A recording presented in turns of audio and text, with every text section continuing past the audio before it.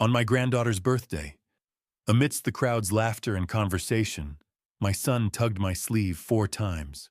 I suddenly realized it was the old signal, the secret code we hadn't used in 20 years. And when we met to ask about that signal, my son revealed a truth that shocked me to the point of collapse. That truth contained the crimes of a devil who had been perfectly disguised for years. I truly appreciate you taking the time to listen. Before we go any further, I'd love for you to drop a quick comment and tell me, where are you watching from right now? Certain details have been adjusted for storytelling and educational purposes. The message is what I hope stays with you. The moment my son tugged my jacket sleeve, I didn't look at his face. I looked at my watch, 3:14 p.m., marking the exact second my retirement ended, and my instincts took the wheel. I am Thane Garrison, 66 years old, and after 28 years, wearing a badge for the Oregon State Police, I thought I'd seen every mask a monster could wear. Usually retirement in Portland meant tending to the cedar deck and keeping the squirrels off the bird feeder. But the pressure on my bicep was a code I hadn't forgotten. It was the frantic rhythmic pulse of a man who was drowning while standing on dry land. My son Corbin Garrison is 32 and works as a draftsman, carrying a weight of past mistakes that makes him far too eager to believe in second chances. He stood beside me near the gift table, the air thick with the smell of grilled chicken and the high-pitched chaos of Ria's second birthday party. He gave my sleeve a sharp, insistent tug, his eyes darting toward the center of the yard. I looked over and saw that the party wasn't just a celebration. It was a carefully staged networking event. Standing by the grill was Briar, my daughter-in-law of 3 years, a 34-year-old, who specialized in a specific kind of boutique investment that always seemed to favor the house. She was holding court with our most affluent neighbors, the Millers and the Kensingtons, her posture perfect, and her smile as bright as the expensive Chardonnay glinting in her glass. I took a slow sip of my own drink, the oaky finish doing nothing to settle the sudden vibration in my gut. You spend 30 years hunting wolves and you start to smell the iron in their blood before they even open their mouths. I watched Briar gesture toward a glossy prospectus on the patio table, her voice carrying just enough to reach me over the sound of children laughing. Corbin's fingers tugged my sleeve for the second time, a desperate silent plea for intervention that he couldn't vocalize. I saw the way Briar leaned in toward Mr. Miller, her expression one of practiced intimacy. She was talking about a limited intake window, a phrase that usually precedes a financial shearing. I moved closer, my analytical mind cataloging the scene with the cold precision of a crime scene investigator. Briar noticed my approach and didn't flinch. Instead, she tilted her head and invited me into the circle with a wave of her hand. Then she said it. The word that made my skin crawl. She looked Mr. Miller in the eye and described the Cascade Fund as a vehicle for frictionless capital.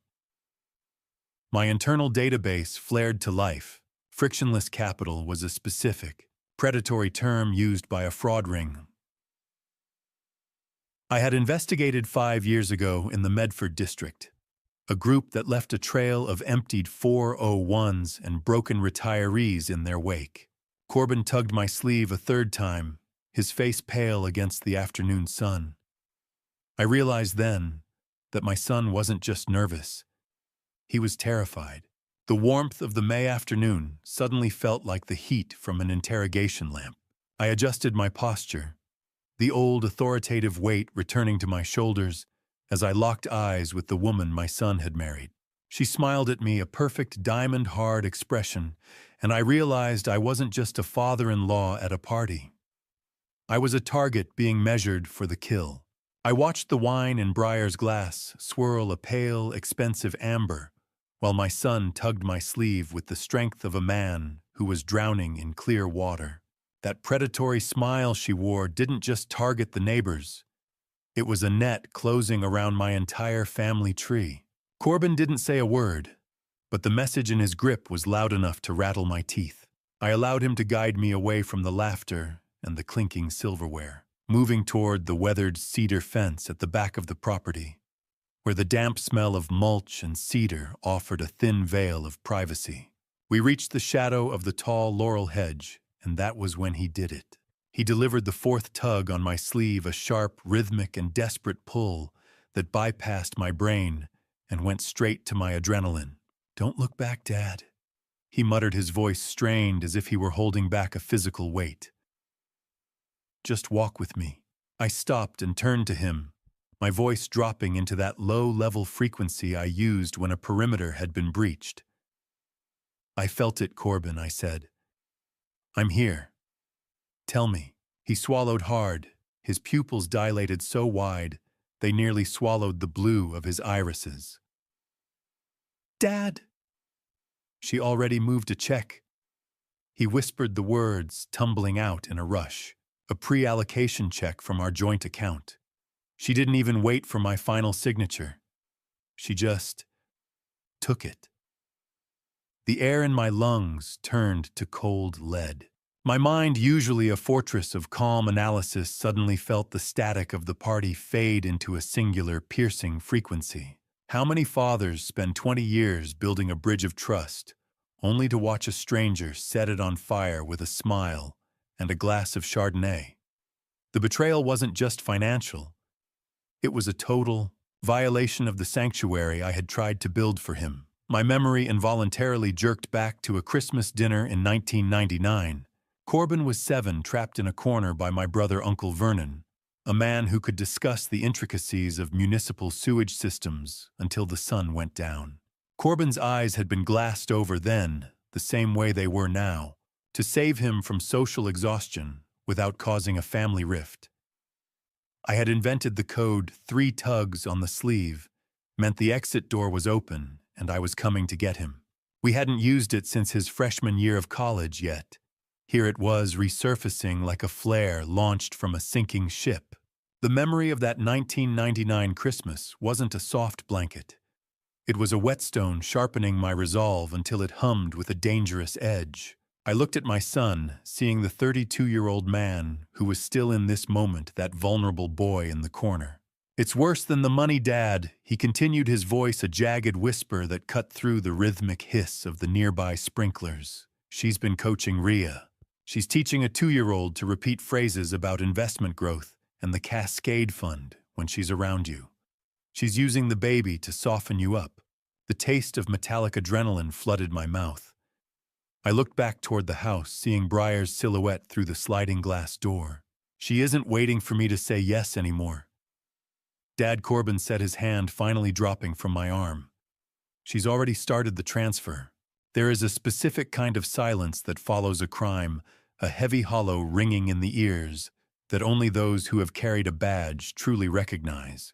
As the last of the guests trickled out and the backyard gate clicked shut, that silence settled over my home like a shroud. Corbin had left with Briar, his face a mask of artificial composure that didn't fool me for a second. His revelation about the unauthorized transfer was a jagged hook in my gut, pulling tighter with every breath. I stood in the kitchen, the smell of leftover birthday cake mingling with the sterile scent of dish soap as the dishwasher began its rhythmic hum. My wife Ilara, a retired principal who could read a student's lie from across a crowded gym, was already watching Briar with a stillness that mirrored my own. She didn't ask what Corbin said near the fence. She already knew. "Thane," she said, her voice low as she stacked the remaining plates. "You saw it too, didn't you? That look in her eyes when the neighbors mentioned their trust funds. It wasn't interest. It was an inventory." I nodded, the weight of my linen shirt feeling like lead. He used the signal Ilara 4 times. He's terrified. He told me she's already initiated a transfer from their joint account without his consent. Ilara stopped a plate still in her hand. She told me something else while we were clearing the snack table. She found a hidden voice recorder app active on Briar's phone earlier today. Briar had left it face down near where we were sitting. She wasn't just joining the family. She was documenting us. Marriage is a partnership of trust. But when that trust is weaponized, It becomes a slow-acting poison that kills the heart before the victim even feels the sting. We moved through the cleanup in a shared protective trance. By midnight, the house was finally dark, but sleep was a ghost I couldn't catch. The sound of the rain against the glass started as a light tapping, growing into a steady, mournful rhythm that matched the ticking of the clock. At 11:47 p.m., my phone vibrated on the nightstand, the sudden buzz making my skin prickle. It was a text from Corbin. "I can't wait until the weekend. I'm coming over at 7.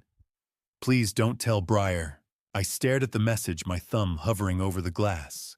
"Whatever she started, Corbin, we're ending it tomorrow," I replied. I retreated to my study, the air here smelling of old paper and the cold metal desk I'd used for 3 decades of casework. The blue light of my phone screen felt like a cold blade in the dark as I logged into my home security interface. I needed to see if the perimeter of my digital life was as breached as Corbin's. My fingers moved with a muscle memory I hadn't used in years, scrolling through the remote access logs. My blood turned to ice. There were dozens of entries over the last 3 weeks, remote logins to my office computer. Using Corbin's credentials occurring at hours I knew my son was asleep. Briar hadn't just been raiding his savings. She had been using his access to mine my own files, my history, and my private financial records. I stared at the security log, my pulse hammering in my throat. As I realized Briar wasn't just after Corbin's savings, she was already deep inside my own financial life. The predator wasn't at the gates. She was already in the vault. I was on my 3rd cup of black coffee when the headlights of Corbin's truck swept across the kitchen wall, not the steady approach of a man coming home, but the jerky, frantic path of someone running for his life. The discovery from the night before that Briar had been hollowing out my digital privacy while I slept had left me with a bitter, metallic taste in my mouth that no amount of caffeine could wash away. I opened the back door before he even reached the porch. The gray Portland dawn was breaking through a relentless cold rain that turned the yard into a blur of charcoal and slate. Corbin stumbled inside, his denim jacket soaked through and clinging to his frame like a second heavy skin. He looked like he hadn't slept in a week. Dark bruised hollows hung under his eyes, and his hands were vibrating with a fine, uncontrollable tremor. I guided him to the kitchen chair, the smell of stale coffee and wet fabric filling the small room. "You look like hell, son," I said, my voice low and level. "I haven't slept, Dad," he replied, his voice cracking as he slumped forward. "Every time I close my eyes, I see my bank account hitting 0. It's like a countdown I can't stop." He didn't just suggest the investment, Dad. "She's already drafted the formal resignation letter for my current brokerage account. She told me she has the mobile transfer queued up on her phone. All she needs is my fingerprint to authorize the final push." The sheer clinical efficiency of the move made my skin prickle. You want to know the difference between a bad investment and a crime?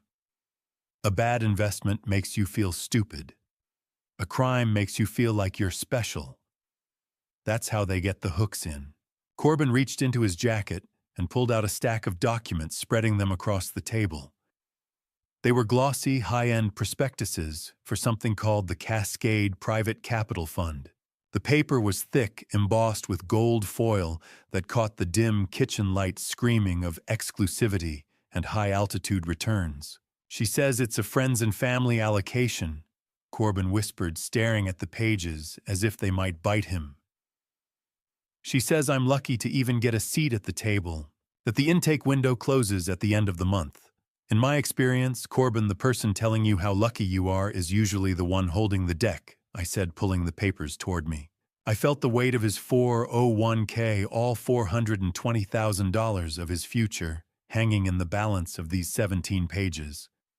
The paper felt too expensive. It felt like a funeral program for a rich man's future. My eyes scanned the fine print with a professional hunger I hadn't felt since I handed in my badge. I was looking for the cracks, the small inconsistencies that predators always leave behind.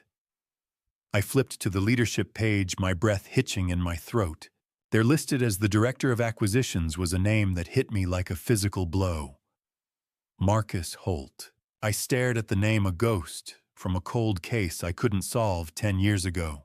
A man who had vanished after orchestrating a regional Ponzi scheme that ruined 50 families. I looked at the name and realized Breyer wasn't just a con artist. She was working for a kingpin. I spread the 17 pages across my mahogany desk like a deck of cards, waiting for the one that would reveal Breyer's hand. The clinical chill of my study, smelling of old paper, and the deep, sweet scent of polished wood usually offered me a sanctuary for thought. Today, it felt like a tactical operations center. Behind the closed door, I could hear the rhythmic, nervous pacing of Corbin in the kitchen, his boots heavy on the linoleum. My son was waiting for a lifeline, but as I adjusted my jeweler's loop, I suspected I was about to find a noose instead. The document was a masterpiece of misdirection. I started with the legal boilerplate, my eyes scanning for the microscopic inconsistencies in font and spacing that scream of a home office fabrication. "Nice font, Breyer," I muttered to the empty room. Too bad the registration number belongs to a dissolved shell company. The deeper I dug, the uglier it became. Hidden within the dense thicket of legalese was a subscription agreement clause that made my pulse jump. It didn't just ask for an investment. It granted the fund total power of attorney over the investor's entire estate in the event of market volatility. It was a blank check for total financial annihilation. Do you know why scammers use fine print? Because they know the average person's eyes glaze over after the third, whereas and heretofore. They bet your boredom against your life savings. Most people see a mountain of paper and assume its weight equals legitimacy. I've spent 28 years knowing that the more paper someone gives you, the more they're trying to hide. I shifted my focus to the physical footprint of the Cascade Private Capital Fund.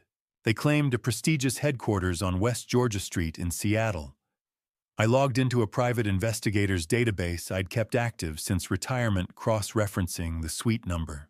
My lip curled in cold satisfaction. The address was a Level 1 mail forwarding service, a $40 a month digital mailbox sandwiched between a dry cleaner and a defunct travel agency. No multi-million-dollar fund operates out of a strip mall mailbox. I looked at the 18 to 22% return claims, highlighted in bold. They weren't just optimistic. They were statistically impossible signatures of a classic Ponzi scheme, the same kind Marcus Holt had used to bleed families dry a decade ago. My hands were steady, but the air in the room felt heavy, like the atmosphere before a Pacific Northwest thunderstorm. I knew the hunter's trail when I saw it, and the scent here was foul. As I reached the final page, a specific detail stopped my heart. The document had been customized with a list of collateral assets. It didn't just mention Corbin's accounts. It listed the specific appraised value of my own home and the inventory of my private coin collection details Corbin had never mentioned to Breyer. Details he barely knew the specifics of himself. She hadn't just been raiding Corbin's heart. She'd been inventorying my life through the digital back door I'd found open last night. I turned to the signature line and saw it. Tucked into the bottom corner was a faint digital watermark of a stylized ghost. It didn't belong to any legitimate financial institution. It was a personal logo I'd only seen once before on a cold case file involving an international forgery ring that specialized in high-value identity theft. Breyer wasn't just working for Holt. She was the precision instrument of a global machine. I didn't pick up the desk phone. I pulled a burner from the false bottom of my humidor, the keypad light glowing like a predator's eye in the dim study. The smell of old tobacco and cedar clung to the plastic casing as I punched in a number I'd memorized years ago and never intended to use again. I waited the sound of static on the line humming in my ear while I watched the rain lash against the window pane. Somewhere in the house, a floorboard creaked, Corbin likely still vibrating with the shock of Marcus Holt's name. When the line finally clicked open, the voice on the other end was sharp, cautious, and unmistakably professional. Thane Michelle Torres asked, her tone shifting from formal to surprised. You haven't called this line since the 2021 retirement party. Michelle Torres had been my best investigator for 6 years, a woman with the patience of a sniper and a mind that processed data like a supercomputer. I leaned back into the shadows of my chair, my voice dropping into that low, authoritative frequency. I've got a dry run being repeated in my own living room, Michelle. I need the deep dive. I told her about the ghost watermark I'd found on the Cascade Fund documents. There was a pause, a heavy silence that lasted 3 beats too long.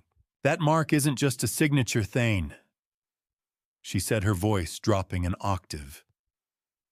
We've seen it in 3 active Pacific Northwest fraud cases this quarter. Our intel suggests it belongs to a forger currently suspected of working for the Canadian mob, not just some independent ring. The air in my study suddenly felt colder. In my world, a coincidence is just a piece of evidence that hasn't found its partner yet. This wasn't just about a greedy daughter-in-law. This was about an incursion.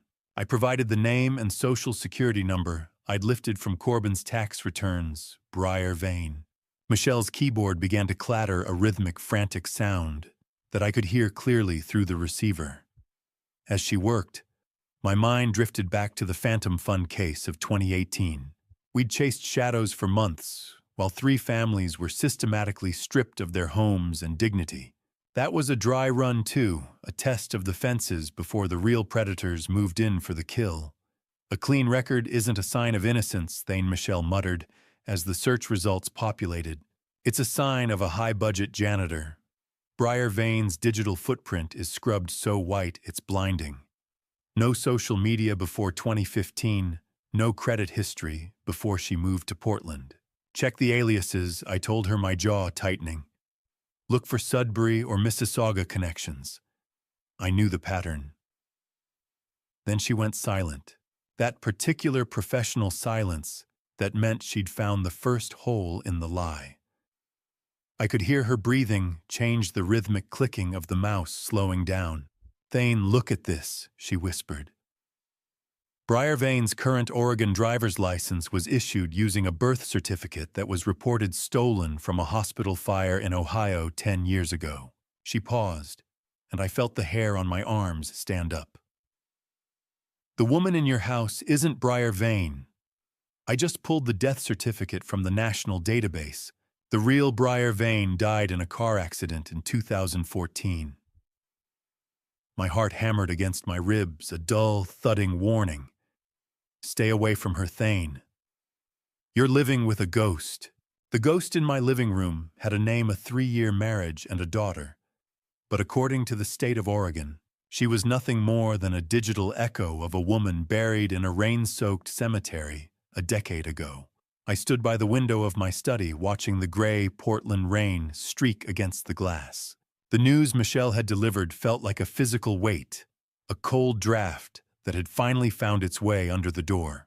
I could hear Corbin's muffled voice from the kitchen, probably talking to himself or nursing that cold cup of coffee, completely unaware that the woman he loved was a phantom.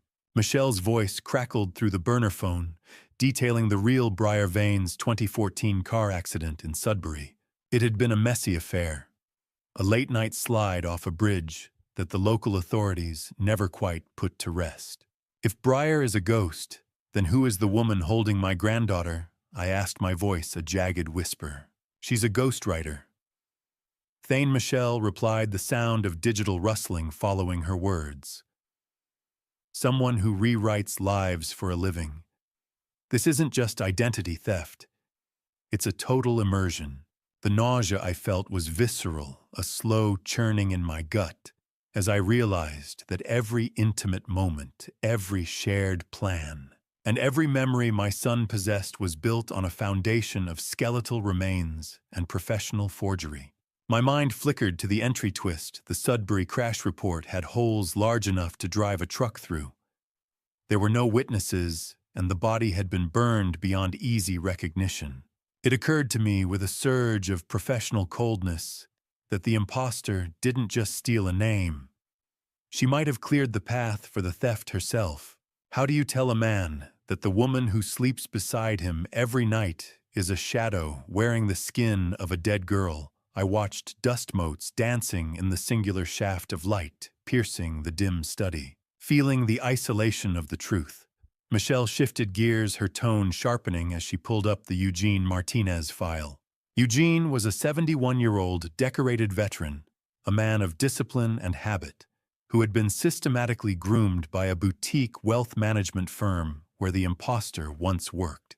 She had been his light, his emotional support after his wife passed, and then with surgical precision, she had presented the limited window for a life-changing investment.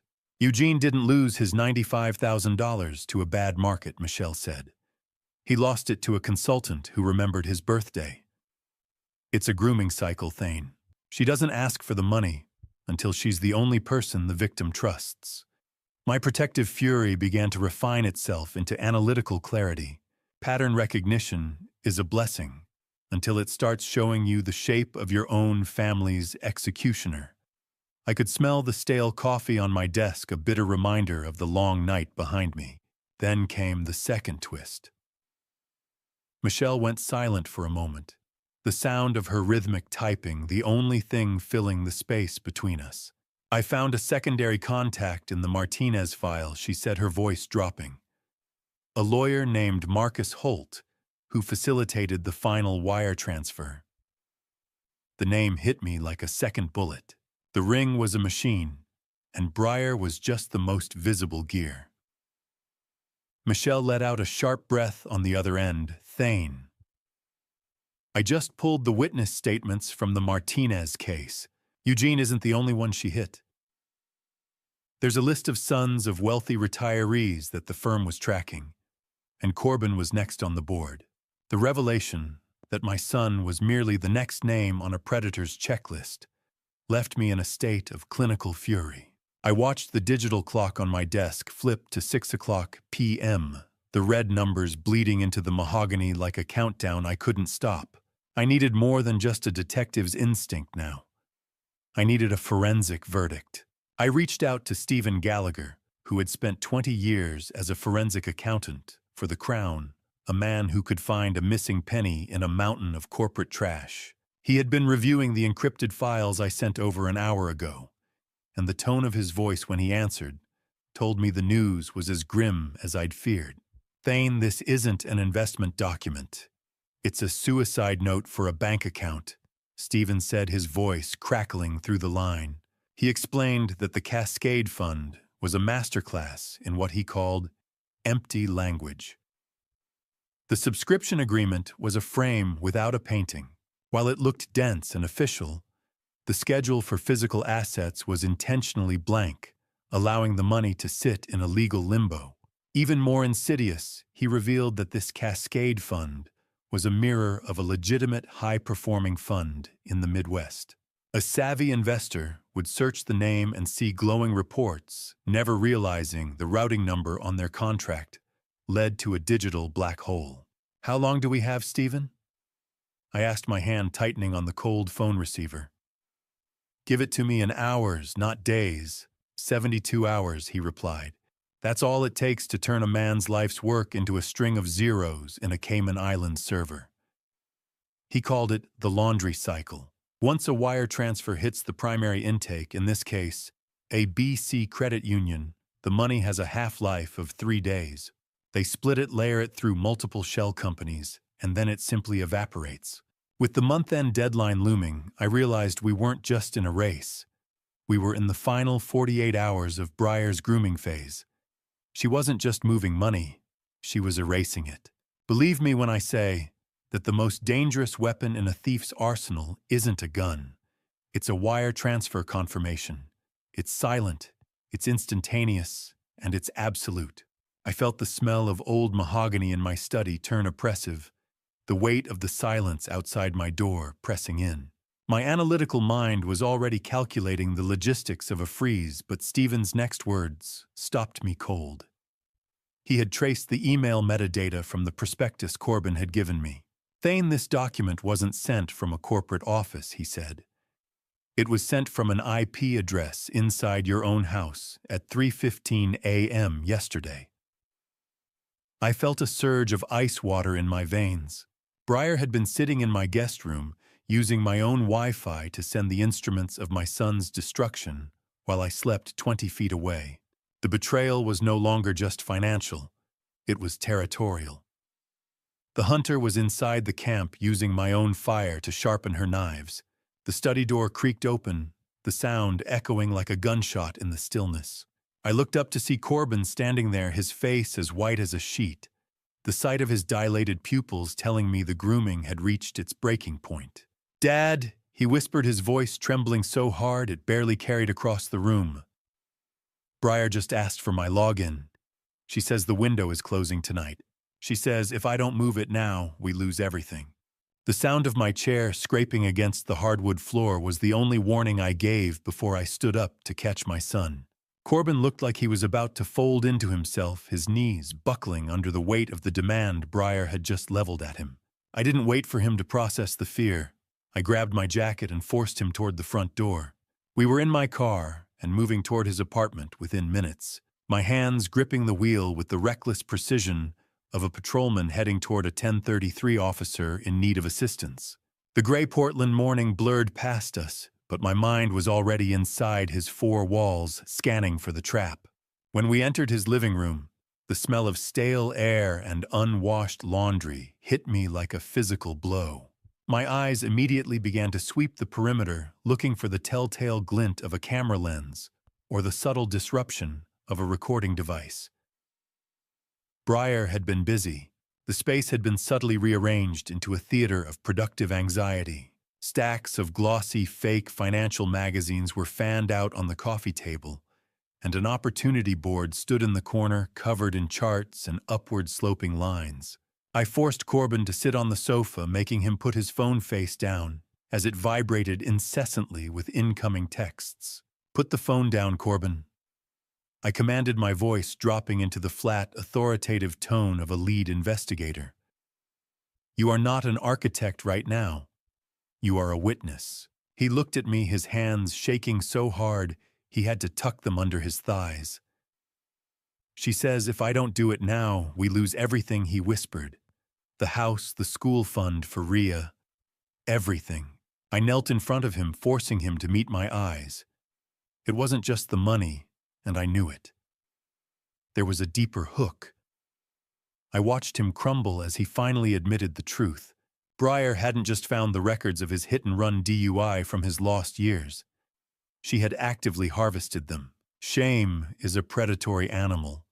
It waits until you're tired, then it bites into the softest part of your history and doesn't let go. She told him that if he didn't sign over the funds, she would anonymously leak the dashcam footage to his firm and the Child Services Board. It would be the end of his career and his custody of Rhea. I felt a cold, jagged fury rising in my throat as I realized she had even paid Marcus Holt to track down the original arresting officer and bribe him for the unedited footage. "She didn't find those records, Corbin," I said, my voice like iron. "She manufactured a cage for you. She fed your shame to keep you on a short leash. The woman he loved hadn't just built a life with him. She had built a prison with glass walls." Corbin looked at the wall clock, the rhythmic ticking sounding like a hammer on a nail. "He'll be here at noon. Dad," he said, his voice a hollow reed. Breyer scheduled a notary to come by and finalize the liquidation papers. She told me he's a close family friend who handles all her sensitive legal work. She called him Marcus. My blood turned to ice as I realized the kingpin wasn't just pulling strings from the shadows anymore. He was coming to the front door. The realization that Marcus Holt was walking toward my son's front door turned the drive home into a blur of cold, focused adrenaline. If they were hitting Corbin this hard, applying pressure to every fracture in his history, then my own house was likely already compromised. I returned home late Tuesday night, the Portland rain slicking the driveway into a dark mirror. I had left Corbin under Alara's watchful eye, at a secure location, a friend's cabin where the perimeter was clear and the phone lines were dead. Stepping into my own study, the air felt heavy, as if the room itself was holding its breath, while I reached for the hidden keypad behind the first edition Hemingway. The smell of gun oil and old books usually brought me a sense of order, but tonight it felt like the scent of a tomb. I punched in the code, the safe's electronic beep sounding like a gunshot in the midnight silence. I opened the floor safe, initially relieved, to see my collection of gold eagles and Morgan silver dollars seemingly intact.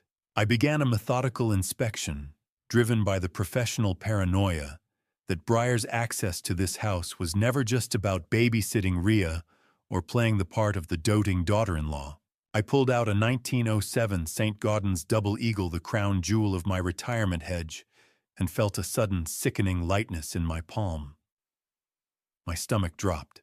I checked the digital log on the safe's interior panel, and my blood turned to ice. The safe had been accessed 3 months ago using Ilara's biometric bypass. It was impossible. Ilara never came in here alone, and she certainly never touched the coins. I realized with a jolt of horror that Breyer must have recorded Ilara's fingerprint while she was sleeping, or perhaps lightly drugged during one of those spa nights Breyer was always arranging. A man's home is his castle until he realizes the Queen has been selling the bricks from the inside out. My sanctuary had been turned into a showroom for a thief who didn't even need a crowbar. I moved to my workbench, clicking on the overhead lamp.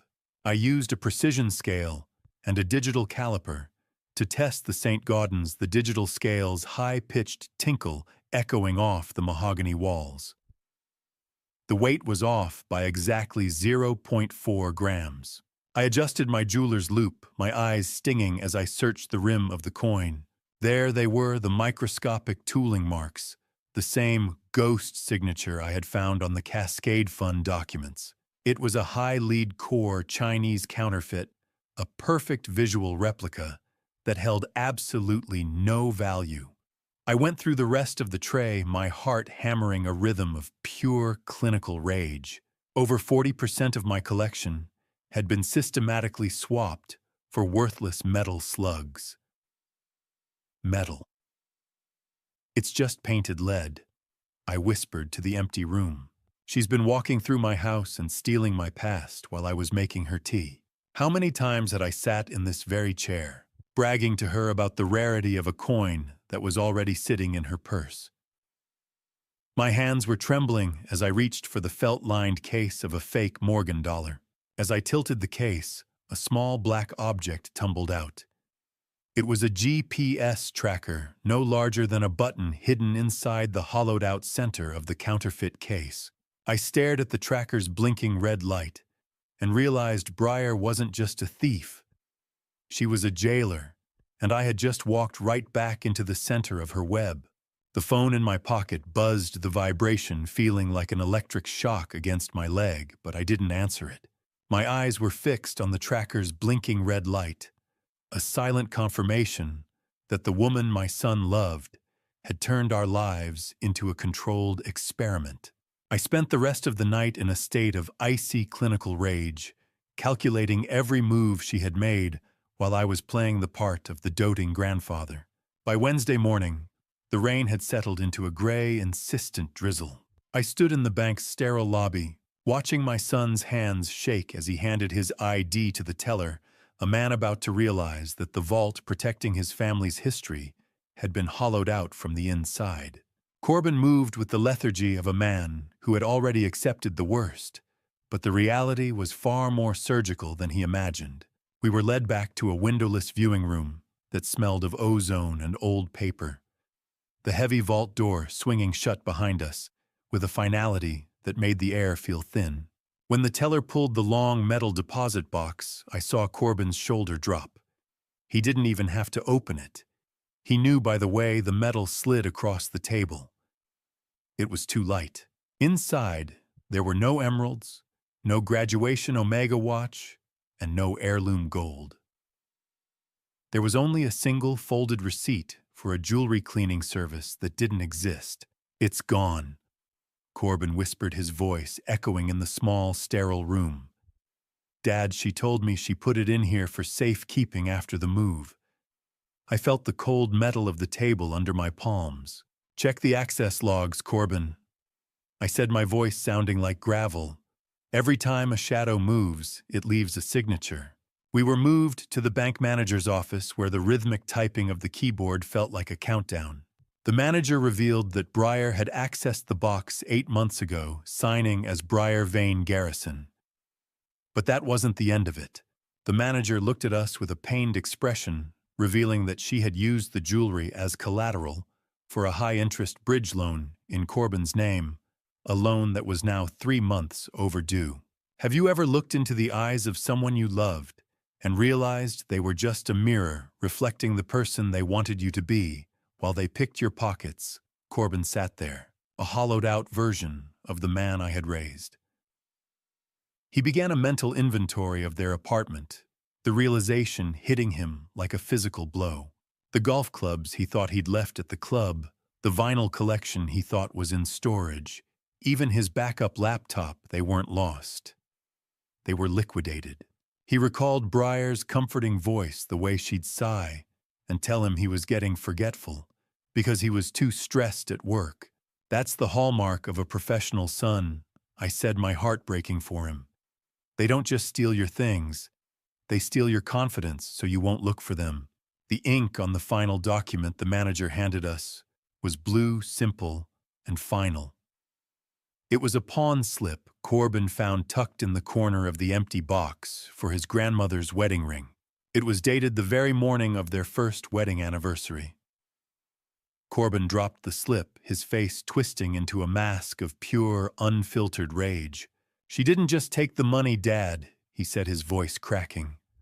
She took my mother's memory and sold it for $40 a month. The drive from the bank to the state police HQ was the longest 10 miles of my life, the silence in the car vibrating with Corbin's raw, wounded fury. I didn't use the visitor's entrance. I swiped my retired officer's badge at the side gate, the heavy magnetic lock clicking open like the jaws of a trap finally being set.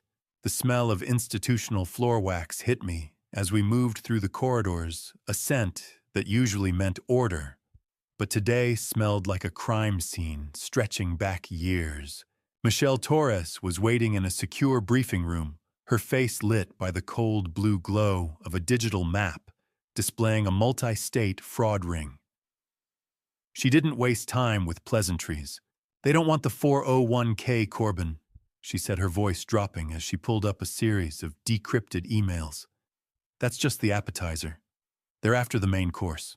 The map showed 12 families targeted across 5 states, all following the same predatory cycle. Then, she dropped the first hammer. Briar had already applied for a life insurance policy on Corbin, including a double indemnity clause for accidental death. My son's face went pasty. His eyes fixed on the screen as the implication of a permanent exit strategy settled into the room. Look at the timestamp on this email. Michelle continued, pointing to a message from Marcus Holt. She was planning your chance meeting at the gym 6 months before it actually happened. How many accidental tragedies are actually just the final line of a well-written script? I felt the cold laminate of the briefing table under my palms as I read the specific directives Briar had received. This wasn't just about Corbin's savings. It was a long-game infiltration. The goal was my probate information, my private security codes, and the total liquidation of the Garrison estate, all $2.8 million of it. Every family holiday, every Sunday, roast, every single time I let her hold my granddaughter while I made tea was nothing more than a reconnaissance mission. She wasn't just marrying into this family. She was being deployed into it to map my safe and my digital footprint. The gym membership, the random coffee spill, the wedding vows, all of it was a ledger entry. I felt a deep structural betrayal that went beyond money. It was the violation of my sanctuary, the weaponization of my son's need for love against the very person he should have been able to trust most. Pattern recognition is a cop's greatest tool, but seeing it applied to my own family felt like a slow-motion execution. Michelle tapped a final key, bringing up a grainy surveillance photo from a park. It showed Breyer meeting with a man whose face made my pulse hammer against my ribs. It was the same officer who had arrested Corbin for his DUI years ago. The realization hit me with a sickening thud. The arrest hadn't been a piece of bad luck, she discovered. It was a staged event to create the shame they needed to control him.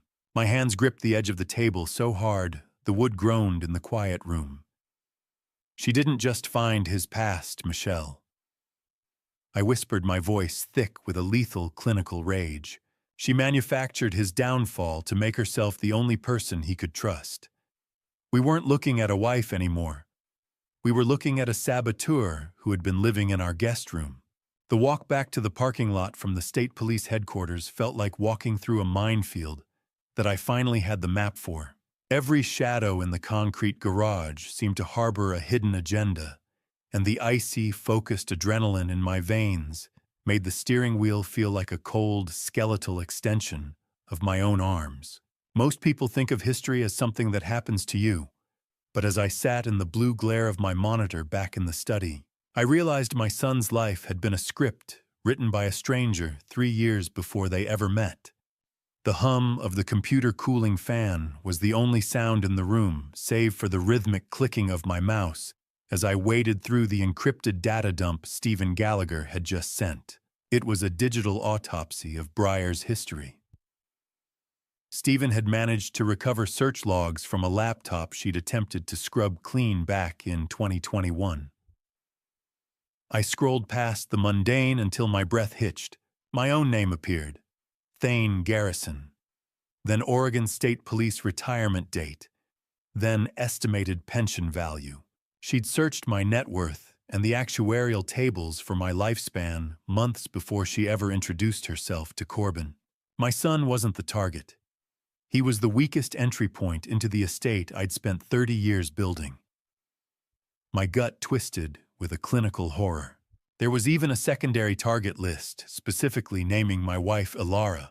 Breyer had been mapping out ways to create a rift between us, preparing to isolate me if the angle with Corbin failed to yield the keys to the vault. She didn't fall for his smile, Stephen. I muttered to the empty room, the smell of stale coffee lingering like a bad memory. She fell for my actuarial tables. How do you tell a man that the most beautiful coincidence of his life was actually a trap set by a woman who had already spent 100 hours studying his morning coffee routine? The data showed.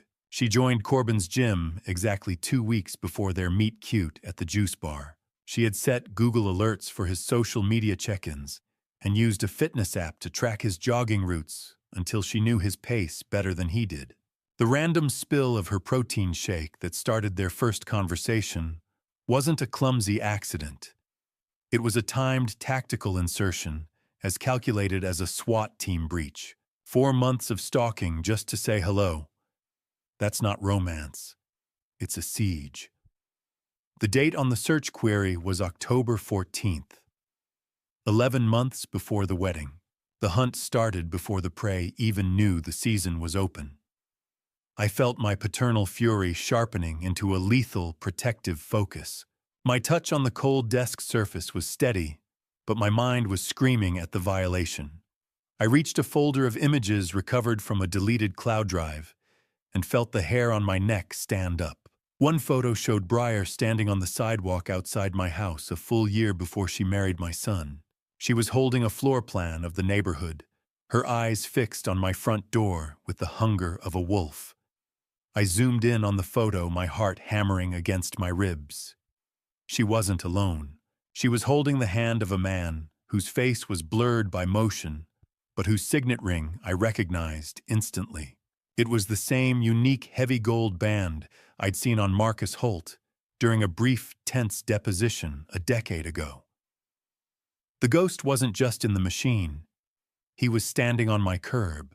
The walk from my study to the kitchen felt like moving through a house that was no longer mine, but a crime scene I hadn't finished processing. I sat in the parking lot across from the coffee shop, the headset in my ear crackling with the ambient noise of a crowded cafe and the heavy rhythmic thumping of my son's heart. Through the window of Stumptown Coffee, I watched Corbin approach the corner table where Briar sat, her posture as poised and predatory as a hawk. The smell of roasted beans and wet raincoats seemed to drift through the receiver, or perhaps my mind was simply filling in the gaps of the institutional gray afternoon. Corbin took a seat, his phone recording every vibration from his front shirt pocket. I listened as he began his performance, his voice pitched in that specific submissive tone of an apologetic husband. "I'm sorry for the hesitation, Briar," he said, and I could hear his shallow, controlled breathing. "I just wanted to make sure we were doing what's best for Rhea." Briar didn't miss a beat. Her manicured nails tapped the table with a sharp, rhythmic click that sounded like a ticking clock. "It's okay, honey," she replied, her voice smooth as silk. "High net worth moves like this are always a bit scary the first time." Sensing the imminent payday, she dropped her guard, detailing the Cascade private capital structure with a terrifying, predatory grace. She leaned in closer, whispering that the notary who would sign the final documents was a close family friend named Marcus. The name sent a jolt of ice through my chest. It confirmed the ring's local presence and the absolute lack of independent oversight. Hearing her voice through the receiver was like listening to a siren, beautiful, melodic, and designed to lead a man straight onto the rocks. She was good. She was the kind of professional who could sell a drowning man a lead vest and make him thank her for the wait. Briar then provided the exact wire transfer details for a credit union in British Columbia, her voice steady as she explained they avoided big banks for processing speed.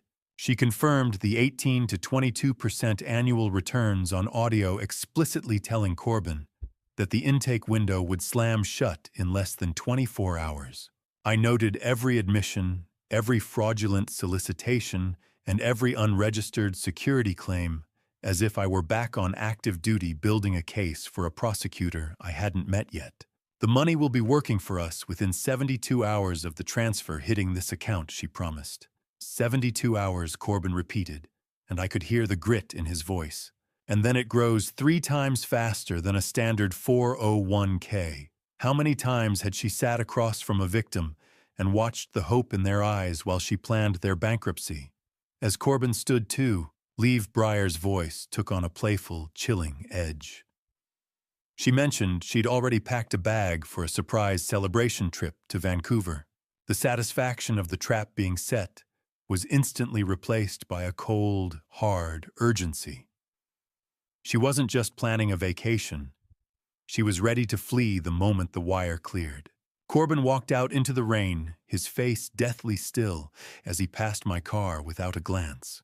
He reached the sidewalk and whispered into the hidden mic, the sound of an espresso machine hissing in the background of the recording, finally cutting out. "She's ready, Dad. She's already got the passports in her purse." The drive back to my house was a hollow exercise in forced composure. Beside me, the recording in Corbin's pocket felt like a live wire humming with the predatory details of Briar's exit plan. I didn't say much. I couldn't. My mind was already racing past the wire transfer toward a darker possibility that had been flickering in the periphery of my professional intuition for weeks. There is a specific kind of cold that starts in a detective's gut when he realizes the family tree he's been watering is actually made of plastic and lies. When we walked through the front door, the smell of lavender baby lotion greeted us, a scent that should have been comforting, but now felt like a floral shroud over a crime scene. Rhea, my 2-year-old granddaughter, was a bundle of curls and innocent laughter, who had no idea she was the primary leverage in a multi-million-dollar war.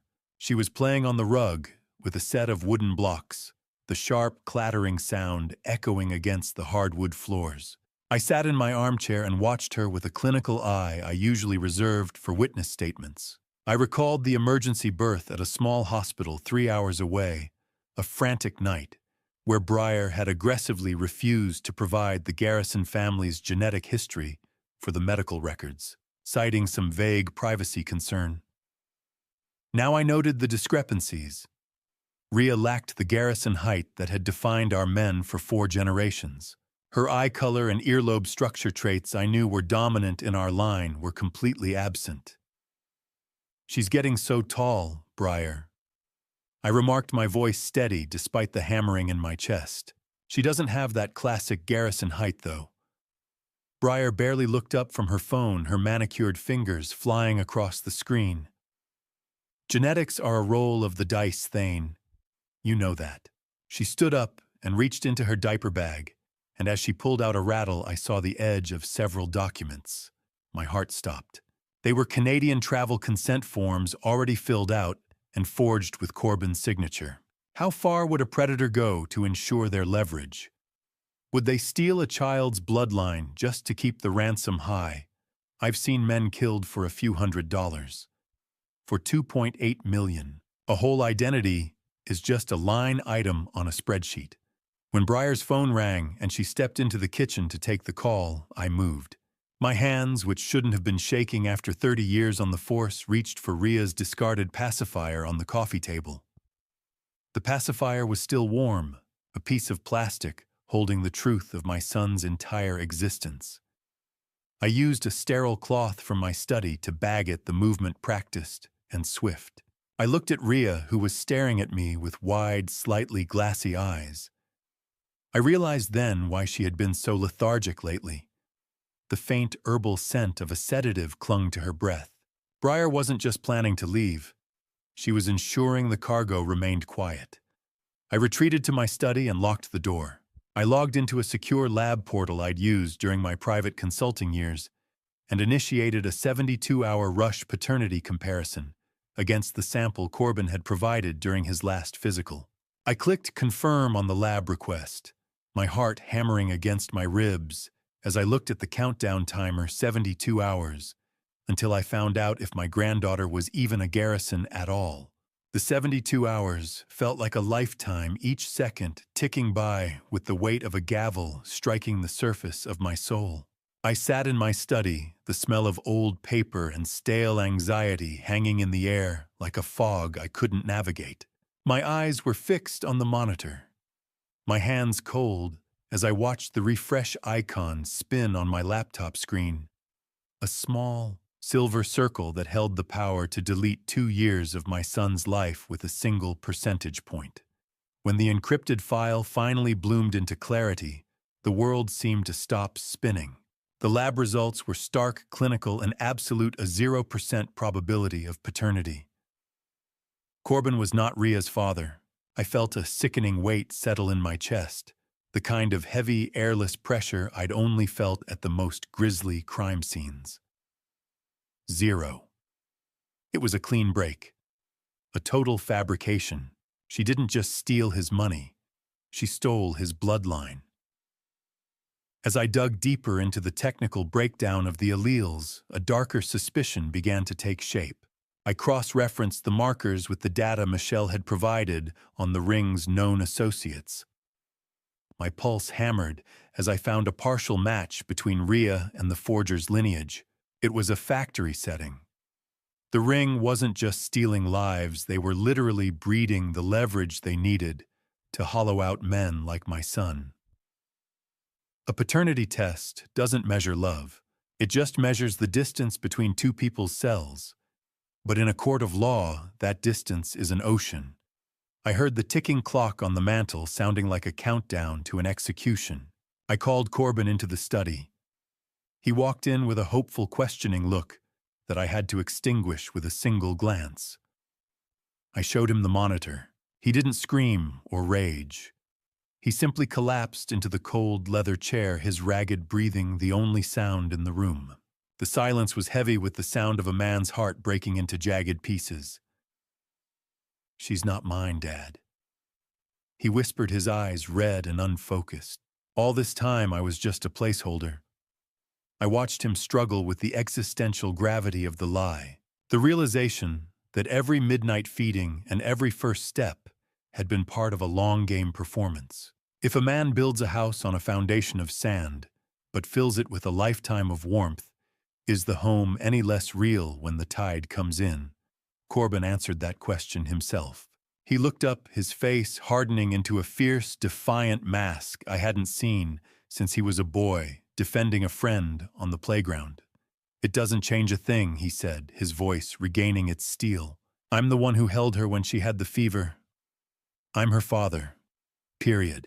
He then revealed a detail that made my professional blood run cold. Breyer had claimed a medical emergency shortly after the birth that prevented any further children. It was a move to ensure Rhea remained the sole undisputed heir to my estate. The premeditation was a suffocating shroud. Corbin stood up, wiping his eyes with a shaking hand, his resolve as sharp as a razor. If she thinks she can use a lab report to take my daughter to Canada, she's forgotten whose son I am. The drive to the federal building was the longest silence we'd ever shared, the DNA report sitting between us on the console like an unexploded bomb. I watched my son out of the corner of my eye, seeing the way he gripped the door handle until his knuckles were ivory white. He didn't look shattered anymore. He looked forged. The steel doors of the federal building closed behind us with a pneumatic hiss that sounded exactly like a prison gate, only this time I was the one making sure the right person ended up on the inside. We were led deep into the interior, through corridors that smelled of institutional coffee and nerves, until we reached a secure war room. Michelle Torres was already there, standing beside Agent Vance. Agent Vance was a tall, lean man with the tired eyes of someone who had seen too many life savings vanish into thin air, and he looked at my son like a piece of evidence he couldn't afford to break. The room was dominated by digital maps on the wall, glowing with the heat signatures of a multi-state investigation. We've been chasing this cell for 18 months, Vance said, his voice as dry as parchment. Your son just handed us the keys to their kingdom. He played the audio recording from Stumptown Coffee. The sound of audio feedback making me wince, but the words were clear enough to hang a dozen men. Breyer's voice detailing the wire fraud was the smoking gun they needed. However, Vance's expression remained grim.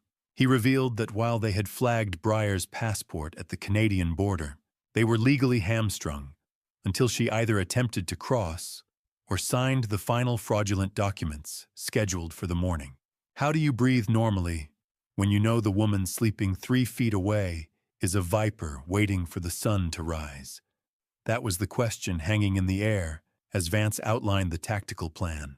It was a 3-pronged raid scheduled for 8:00 a.m. Friday. Corbin's apartment, Marcus Holt's legal office in Seattle, and the residence of their primary forger. Corbin, you have to go back, Vance said, leaning over the cold metal table. You have to be the man she thinks she's already broken. One more night of normal. I felt a surge of protective fury, but I knew the man was right. In a tactical operation, the silence is never empty.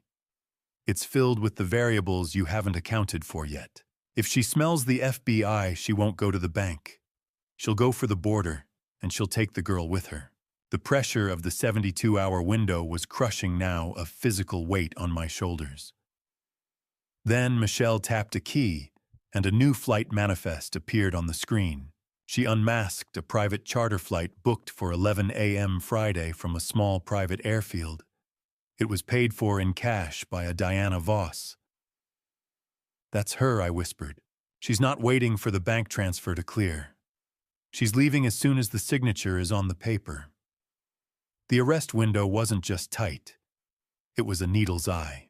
Vance looked Corbin dead in the eye, his voice dropping to a low, lethal register. If she takes that child and reaches that airfield before we breach, she's gone. You cannot fail tonight. The walk back to the parking garage felt like stepping into the cold air before a dive. I had spent my career learning that the most dangerous moment isn't when you're in the dark. It's when you finally think you've seen everything, and you let your guard down for one heartbeat. By the time I arrived home at 6 o'clock, a deceptive sense of control had settled over me.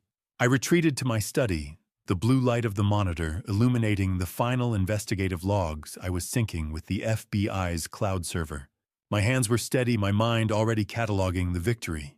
Ilara and I shared a tense dinner, the clinking of silverware against china, the only rhythm to our hushed conversation about the psychological parent doctrine we would need to secure Ria's future. "Tomorrow morning, Alara," I said, leaning back with a sigh that felt far too much like relief. "By 8:05, this is over. Vance is ready. The trap is set." Alara looked at me, her eyes clouded with a wisdom I should have heeded. "Don't underestimate her, Thane. A cornered animal doesn't just run, it bites." I brushed it off, confident in the digital trail I had helped blaze. I didn't notice the static on my burner phone until it was too late. As I reviewed the logs, I saw an entry twist I hadn't prepared for: a series of doctored text messages, originating from my own encrypted line messages that painted a picture of a man unhinged, threatening violence against my daughter-in-law. She hadn't just been watching, she had cloned my burner. The paper felt heavier than a lead coin. It was a court-ordered blindfold. The chime of the doorbell at 6:30 didn't sound like a delivery. It sounded like a funeral bell. I opened the door to find a process server, a weary-looking man in a wrinkled polo shirt, a low-level cog in a legal machine that Breyer had just hijacked. He didn't look me in the eye as he thrust a stack of cold, crisp legal papers into my hand. "You've been served, Mr. Garrison," he muttered. "You need to step back from the door." I looked down at the temporary restraining order. The words "harassment, erratic behavior, and threats of violence" jumping off the page in stark black ink. It was an absolute prohibition 500 feet from Breyer and Ria, and zero contact with Corbin. "She's isolating them," I whispered, my heart hammering against my ribs. "This isn't a legal move. It's a tactical wall. How do you protect your family when the law itself has been turned into a weapon for the thief?" I felt Alara's presence behind me, her face draining of color as she read the top page. The car engine of the process server idled in the rain-dampened driveway, the smell of exhaust and wet pavement filling my lungs. I flipped to the witness statement at the back, expecting a fabrication from a stranger. Instead, I found a betrayal that reached into the marrow of my bones. The statement confirming my unstable history was signed by a familiar name. I looked at the signature on the witness statement and felt my stomach drop. It wasn't just a former cop. It was my own brother Vernon, who had been groomed and used to bury me. The conspiracy hadn't just reached the precinct. It had reached my dinner table years ago, and now the gate was locked from the outside. The darkness of Friday morning at 6 a.m. felt like a shroud, and my phone was a dead weight I wasn't allowed to touch. That legal paper in my study, signed by my own brother, had effectively severed my connection to the people I needed to protect most.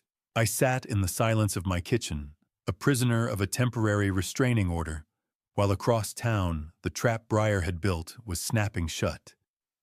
I could almost hear the gears grinding. The sun hadn't even cleared the Cascades when Breyer dropped a manila envelope onto the breakfast table in Corbin's apartment. Not with the gentleness of a wife, but with the heavy, final thud of a guillotine blade. Corbin told me later that the sound seemed to echo through the entire flat. She didn't offer him coffee. She offered him an ultimatum. Inside that envelope was a copy of the DNA results I had spent 72 hours sweating over.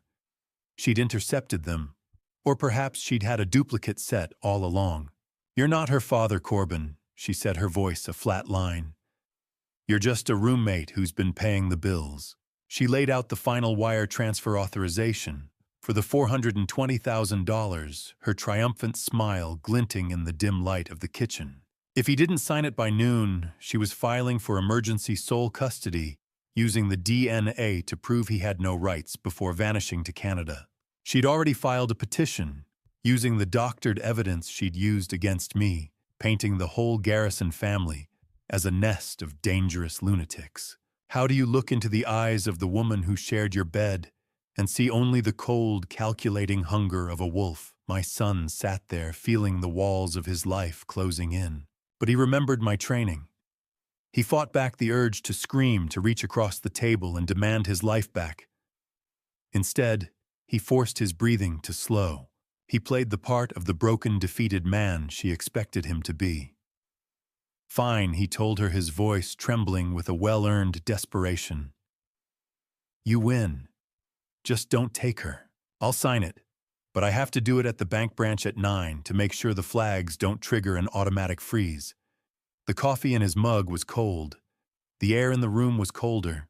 Briar leaned back, watching him with the satisfaction of a predator that had finally worn its prey down. Good boy, she purred. I knew you'd see reason when the stakes were high enough. Corbin's stalling bought the FBI 2 critical hours, a thin margin of safety, in a game that was rapidly running out of time. While she was distracted by her victory, he managed to trigger the SOS signal we'd set up on the smart thermostat, a simple temperature spike that would alert the task force. But as he stood up to clear the table, he saw it. A small, flesh-colored bud in her ear glinting as the morning light caught the plastic. She wasn't just acting on her own. She was being coached in real time. Marcus Holt was in her ear, directing the kill from a nearby vantage point.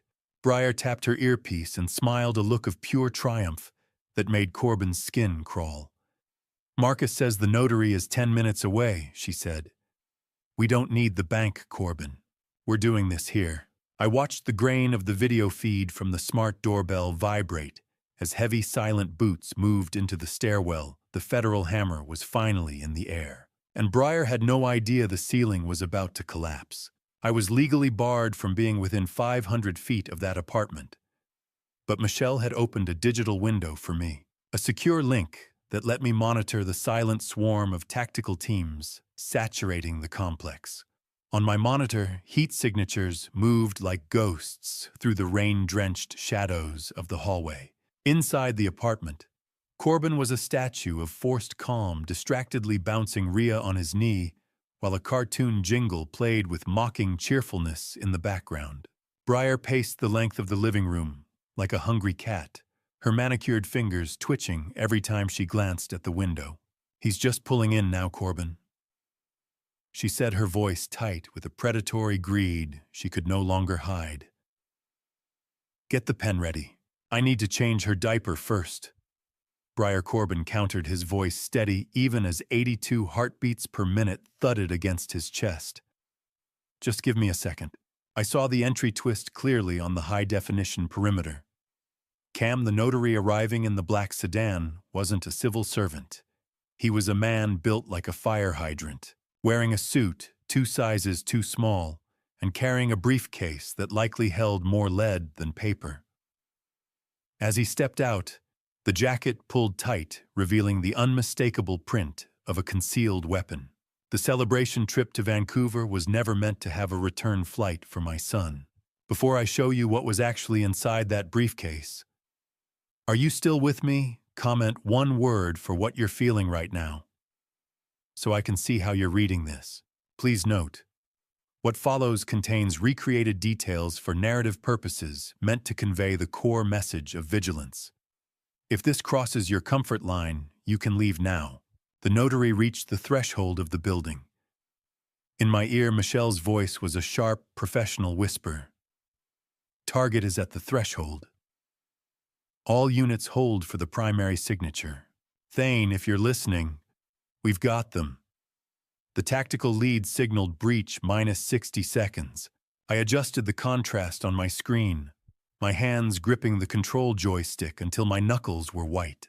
How many families had been destroyed by this exact sequence of events before we stepped into the line of fire? I felt a jolt of cold recognition as the camera panned to the street corner. There, parked 2 blocks away, with its headlights off, was my brother Vernon's car. He wasn't just a witness. He was the getaway driver, the final piece of a betrayal that made my gorge rise. Tactical agents stacked up against the wall outside Corbin's door, their weapons at the ready, black-clad shadows against the beige apartment wallpaper. Briar reached for the deadbolt, a triumphant smile lighting her face as she prepared to welcome the end of our family's history. Come in, she called out, her voice melodic and deadly. Let's get this over with. I held my breath, watching the lead agent's arm cock back. The notary's hand reached for the door handle just as the flashbang left the agent's hand, the world was about to turn white. The world didn't just turn white. It shattered into 1,000 jagged shards of sound and light as the front door disintegrated inward, the shock wave punching the air right out of my son's lungs. Through the grainy digital link Michelle provided, I watched the living room vanish behind a veil of dust and magnesium glare. Black-clad agents flooded the space with the terrifying efficiency of a midnight tide, their boots thundering against the floorboards I had helped Corbin polish just 6 months ago. Briar was thrown to the carpet before she could even scream, her face pressed into the very rug she had once used to groom her prey. Corbin, acting on pure instinct, dived for Rhea. He shielded her small, trembling body with his own as the notary was tackled against the breakfast table, his briefcase flying open and spilling forged documents across the room like confetti from a funeral. FBI, get down. Hands behind your head. The lead agent roared his voice, cutting through the ringing in my ears. I saw Corbin pull Rhea tight against his chest, whispering words I couldn't hear, but could feel in my own marrow. I've got you, little bird. During the struggle, Briar's earpiece fell out skittering across the floor. In the silence that followed the breach, we all heard it. Marcus Holt's voice, a tinny, frantic scratching through the plastic bud barking orders to kill the lights and run. He had been watching us through a hidden camera the entire time. The smell of cordite and lavender baby lotion is a combination that should never exist in the same room. As the heavy zip ties clicked shut around Briar's wrists, her perfect wife persona evaporated instantly. She didn't cry. She snarled. Her face became a feral mask of rage, her voice a jagged blade as she screamed about the DNA results. "You're nothing," she shrieked, her eyes wild as they locked onto Corbin. "You're holding a stranger's kid, you pathetic loser. You have no rights." Corbin didn't even look at her. He stood up, his focus entirely on the child in his arms, ignoring the venom she tried to use as a curse. "She's my daughter, Briar," he said, his voice a low, vibrating cord of steel. "She's the only real thing you ever touched. You want to know what true strength looks like? It's not the guys with the battering rams. It's the man who can walk through a war zone without letting go of a 2-year-old's hand." I watched him carry her past the agents into the hallway, my own vision blurring with tears. I couldn't blink away. Paternal victory isn't always a celebration. Sometimes it's just a survivor reaching the shore. As Corbin secured Rhea in the hallway, he ran his hand over her favorite stuffed bear, feeling something hard sewn into the fabric of the paw. He ripped the seam open and found a tracking device, small and cold, realizing then that Briar intended to use the girl as a homing beacon, even if they were separated. The betrayal was bottomless. Corbin stepped out into the morning air, his shirt stained with Briar's spilled coffee and Rhea's tears, and he looked straight into the camera hidden on his lapel. "It's done, Dad," he whispered, his voice finally cracking. "But we just found the tracker in her bear. They're still coming for her." I didn't wait for the handcuffs to stop ringing in the Portland air. I was already on the secure line with Michelle, watching the digital dominoes start to topple across the Pacific Northwest. Reports flooded into the command center as the FBI hit secondary targets with the precision of a clockmaker. Marcus Holt had been apprehended in Seattle, literally 3 minutes from the runway of a private airfield, and Diana Voss was caught in a Vancouver hotel, clutching a bag filled with 3 different passports and $50,000 in cash. It was a nationwide takedown, a house of cards finally meeting a hurricane.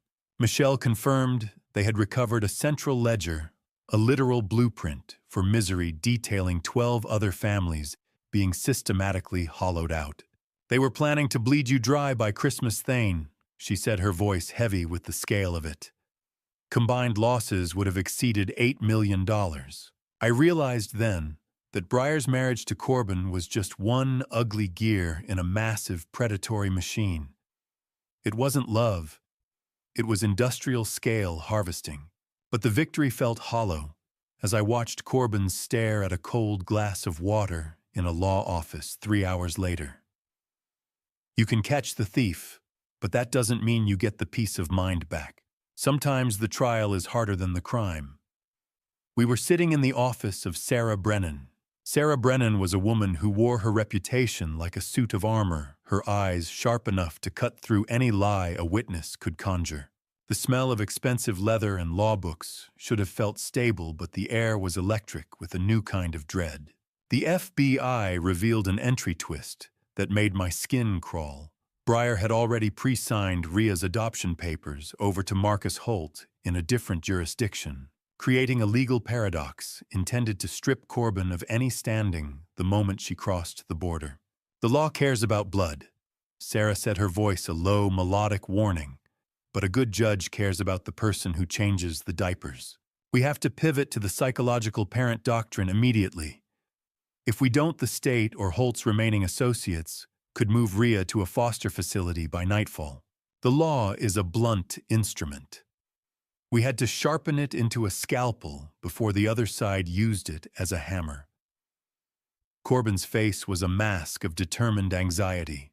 They're going to use that 0% DNA test to claim I'm a stranger, he whispered, the sound of a printer humming in the background, sounding like a death march. As Sarah flipped through the thick case file, her hand stopped on a specific page. The betrayal found a new depth. She discovered that Breyer's emergency custody petition, the one meant to bury us, had been notarized by my own brother Vernon 2 weeks prior. He hadn't just been a getaway driver. He had been the legal architect for our family's destruction. Sarah looked up from the file, her face draining of all professional neutrality. "Thane, there's one more thing," she said, her eyes fixed on a social security number at the bottom of a medical release. Breyer filed these papers under a different identity, one that belongs to a woman in Ohio who is still very much alive and has been looking for her kidnapped daughter for 18 months. The room went silent, the distant city sirens the only sound left in a world that had just reinvented its own horror. The silence of the Multnomah County Courthouse on Monday morning was deafening, a heavy pressure that seemed to hum in the very marble of the walls. I adjusted the knot of Corbin's tie as we stood before the towering bronze doors of the courthouse, his hands steady for the first time in a week, while a sea of reporters waited like vultures for the fall of the Garrison name. The taste of bitter courthouse coffee lingered on my tongue, a reminder of the long hours spent with Sarah Brennan prepping for this moment. We weren't just here to fight a fraud. We were here to save a child from being swallowed by a legal void. I gripped the cold wooden railing as we navigated the gauntlet of the lobby, the sight of the bronze statue of Lady Justice feeling more like a threat than a promise. We were led into the private chambers of Judge Halloway. Judge Halloway was a woman with silver hair and eyes like polished granite, someone who had seen 1,000 broken homes and had no patience for anything but the absolute truth. Sarah didn't waste a second. She laid out the autopsy of Breyer's identity, revealing the stolen Social Security number that belonged to a living woman in Florida. "This isn't just about custody, Your Honor," Sarah said, her voice echoing in the small room. "It's about a ghost trying to claim a living child." However, the air in the room shifted when the opposing counsel presented their own motion. From her jail cell, Breyer had attempted to appoint Marcus Holt as Ria's legal guardian, claiming he was the biological father to circumvent Corbin's standing. It was a tactical strike intended to sever the Garrison line entirely. The courthouse air was thick with the smell of floor wax and old secrets, a place where families are either mended or dismantled by a single stroke of a pen. I watched Halloway's face, searching for a crack in the granite, but she remained unreadable. "Mr. Garrison, the law is interested in facts, not your professional history as a detective," she said, her eyes shifting to Corbin. Sarah then invoked the psychological parent doctrine, the pivot we'd bet everything on.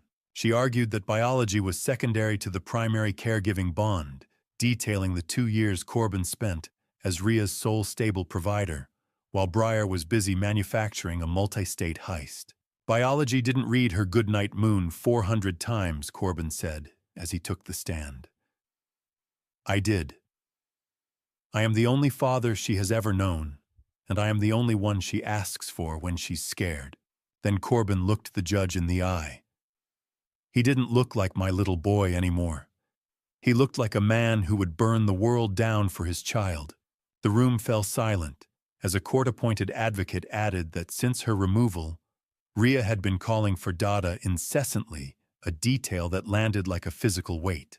But the victory was short-lived. Judge Holloway leaned forward, her expression unreadable, and her voice devoid of sentiment. "Mr. Garrison, the law on biological rights is very clear. If Mr. Holt is the father, your psychological bond may not be enough to stop her from being handed to a stranger." I felt the floor drop out from under me, as I realized the kingpin was still holding the high ground from behind bars.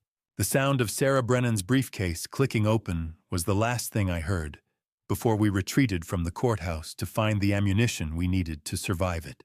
DNA is just a sequence of proteins, but a fatherhood is built from 3,000 sleepless nights, and I was going to make sure the court felt every single one of them.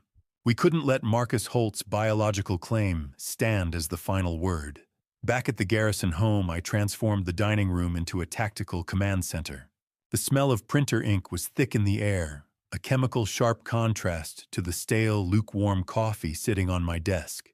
Thousands of time-stamped photos and videos were spread across the mahogany table like the fragments of a broken mirror we were trying to piece back together. Ilara sat at the laptop, the sound of her rhythmic typing a constant hum as she meticulously cross-referenced pediatric records and daycare logs. We found that Corbin had attended 100% of Ria's medical appointments, while Breyer was allegedly traveling for business. Every fever, every first step, every nightmare, it was all Corbin. Ilara said, her voice trembling but determined. "We aren't just proving he's a dad." "Ilara," I replied, staring at a photo of my son holding a sleeping Ria. "We're proving she was never a mother." I uncovered an entry twist that made my blood run cold as I dug through Breyer's faked health logs. She had been systematically faking Ria's allergies to peanuts and dairy for over a year, using them as a weapon to restrict Corbin's movements and keep him isolated from his own social circle. It was the ultimate leash. A mother's love is supposed to be a sanctuary. For Ria, it was a ledger. By midnight, I managed to bypass the encryption on Breyer's secondary cloud drive. I sat in my study, my hand steady on the cold computer mouse as I read the archives. The clinical horror of it was staggering. In emails sent to Marcus Holt during the first year of Ria's life, Breyer described the child as a necessary anchor and a long-term insurance policy for the Garrison estate. She called her a leverage unit. My granddaughter was a line item on a spreadsheet to these people. How do you explain to a 2-year-old that her very existence was an investment strategy? I felt a sickening realization wash over me, followed by a surge of righteous anger that cleared the fatigue from my mind. This goes to the judge. Tonight. I won't let them reduce a child's soul to a financial instrument. As I scrolled through the final documents, I found an email from Breyer to the forger that revealed the true depth of her depravity. She had actually spent months looking for a child to adopt through illegal human trafficking channels before deciding to use Marcus as a biological donor because it would look more authentic for the scam. She didn't want a daughter. She wanted a prop that shared the ringleader's genetic code. I found a folder labeled Project Exit and felt the hair on my neck stand up as the screen flickered in the dark room. Breyer hadn't just planned to take Ria to Canada. She had planned to leave her there with Marcus and disappear entirely once the Garrison money was laundered. Ria wasn't even the prize to her. She was just the bait.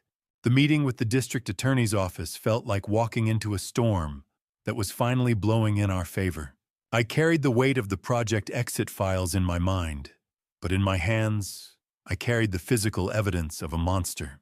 I stepped into the cold, fluorescent office air, the smell of old file folders and institutional floor wax grounding me as I prepared for the final deep dive into the wreckage Breyer had created. I didn't sit down immediately. I slammed a stack of 4 different birth certificates onto the prosecutor's desk, each one bearing Marcus Holt's name and a different mother's signature, the paper trail of a man who treated fatherhood like a franchise opportunity. The district attorney was a sharp-featured woman who looked like she'd been carved out of Oregon flint, and she handled the stack of fraud reports like she was loading a shotgun. She looked from the certificates to the mugshot on her monitor, where Marcus Holt's smug smile seemed to mock the very concept of justice. My investigative deep dive had yielded a sickening pattern. Holt had fathered 4 other children across Nevada, Arizona, and California, using each one as a biological anchor to claim custody of heirs to wealthy estates. Once the assets were liquidated, he vanished. I discovered that one of those leveraged children had actually been abandoned in a Canadian hospital after the scam collapsed. He doesn't want a daughter, Michelle. I said, my voice low and dangerous. He wants a key to my safe deposit box. He's a biological donor for hire for the ring. 4 kids in 5 years, and he's never paid a dime in support or attended a single school play. How do you define a monster? Is it the person who steals your money, or the one who sires a child just to use her as a crowbar? I watched the DA's face as she absorbed the affidavits I'd collected from the other mothers. The righteous indignation in the room was palpable. We then pivoted to the Project Exit files I'd recovered from Briar's Drive. They explicitly detailed Marcus's fee for providing the biological leverage needed for the Garrison scam. The sound of a heavy stapler echoed through the office as the DA began attaching these exhibits to her motion. We're moving to terminate his rights alongside Briar's, she said, her eyes narrowing as she read the Arizona file. He's not a father. He's a co-conspirator. Make sure the judge sees the Arizona file, I urged. The similarities are chilling. The Arizona child was named Leo. He's 6 now. He still waits by the window for a man who only saw him as a decimal point. I felt a calculated satisfaction as the final nail was driven into the coffin of Marcus's attempt to spite-take Rhea. We were stripping away the legal shield of his biological rights by proving his intent was purely criminal. But then I noticed a detail I had missed in my haste. I realized that Marcus was planning a backup move, a lawsuit for grandparental alienation to secure a monthly settlement even if he lost custody. The greed was bottomless. The DA looked up from the Arizona file, her eyes narrowing as she pointed to a handwritten note in the margins. Thane, there's a note here. Marcus wasn't just working for Briar. He was working for someone else, someone who's been inside your police department. The morning of the final hearing felt like the air before a lightning strike, heavy with the scent of rain and old wood. The Multnomah County Courthouse was a fortress of polished granite, but inside it smelled of furniture polish and the quiet, desperate hope of people whose lives had been picked apart by the law. The gavel didn't just fall. It sounded like a door slamming shut on a decade of shadows as I took my seat behind Corbin, my hand resting on his shoulder like an anchor in a rising tide. The room was deathly quiet, a sharp contrast to the chaotic swarm of reporters outside who were still picking over the bones of our family name. Sarah Brennan stood and began the final evidence dump, her voice a surgical instrument that left the defense no room to bleed. She presented the definitive proof of Marcus Holt's serial fatherhood for fraud schemes, connecting the dots between Briar's fake identity and the biological exploitation the ring had perfected. I watched the district attorney lean in as Sarah detailed how the mole inside the department had attempted to shred the Arizona files that very morning. They hadn't counted on my habit of keeping redundant digital backups. My logs had caught the tampering in real time. Your Honor, we aren't looking at a mother and father. Sarah set her eyes fixed on Judge Holloway. We are looking at a manufacturing plant for leverage. The state rests, but this child's life is just beginning to breathe. Silence. It's the loudest thing in a courtroom when a man's life is returned to him. I felt the tension in Corbin's back, a rigid line of muscle that had been holding him together for months. Judge Holloway didn't look up for a long time, her eyes scanning the mountain of evidence we had built. When she finally spoke, her summary was scathing. She spoke for 15 minutes about the fundamental violation of a child's right to safety, her words falling like stones into a still pond. She formally terminated the parental rights of the woman known as Briar Vane and the biological donor Marcus Holt. The judge invoked the best interests of the child standard, her gaze softening only slightly as she looked toward my son. Mr. Garrison, the law finally recognizes what you've known for 2 years. You are her father. Parental rights are not a weapon to be wielded by the predatory. How do you quantify the weight of a burden you didn't know you could carry until it was finally lifted? I saw Corbin's head bow, his shoulders finally shaking with a silent, tear-streaked catharsis. I kept my hand on his shoulder, feeling the tremor of relief passing through him. As the bailiff stepped forward, the cold glint of handcuffs caught the light. Briar was let out, her face a mask of feral hatred. As she passed me, she leaned in, her voice a low, venomous hiss. You think you won. Thane Vernon wasn't just some fool I groomed. He was in deep to Marcus's guise for gambling debts long before I ever met your son. He sold you out for a clean slate. I watched her go, but my eyes snagged on a man in the back row, a face from my own precinct, who shouldn't have been there, watching the ruling with a look of cold, calculating fury. The shadow in the back of the room still haunted my steps. The walk out of the Multnomah County Courthouse felt different than the walk in the air, was thinner, cleaner. But the shadow in the back of the room still haunted my steps. I couldn't shake the memory of that face, a cold fixture from my own precinct, watching our victory, like it was a personal insult. 3 months later, the Oregon rain had softened into a mild September drizzle. Adoption isn't just a legal filing. It's a soul-level correction of a biological error. And as I watched Corbin straighten Ria's dress in the quiet hallway, I saw a man finally reclaiming the piece of his heart that a thief had tried to monetize. We were back for the final decree, the formal closing of a wound that had nearly bled us dry. The atmosphere in Judge Holloway's private chambers was intimate, a sharp contrast to the clinical brutality of the trial. Ilara stood beside me, her hand resting on my arm, while Ria explored the thick rug with a curiosity that made the heavy mahogany furniture seem less imposing. During the ceremony, my phone buzzed with a message from Michelle. I felt a chill that had nothing to do with the air conditioning. She had identified the man from the back row as a former internal affairs investigator I had forced out of the department years ago for ethical breaches. The grudge wasn't just professional. It was a decades-old poison that had found a new vessel in Briar's ring. I'm not taking her in because I have to. Your Honor, Corbin said, his voice echoing with a quiet, resonant strength. I'm taking her in because I'm the only one who truly has. She's been a garrison in her heart for a long time. Today the ink just catches up.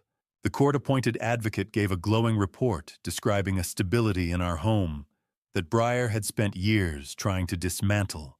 Ink. It's so thin, yet it weighs more than blood when it's drying on an adoption decree.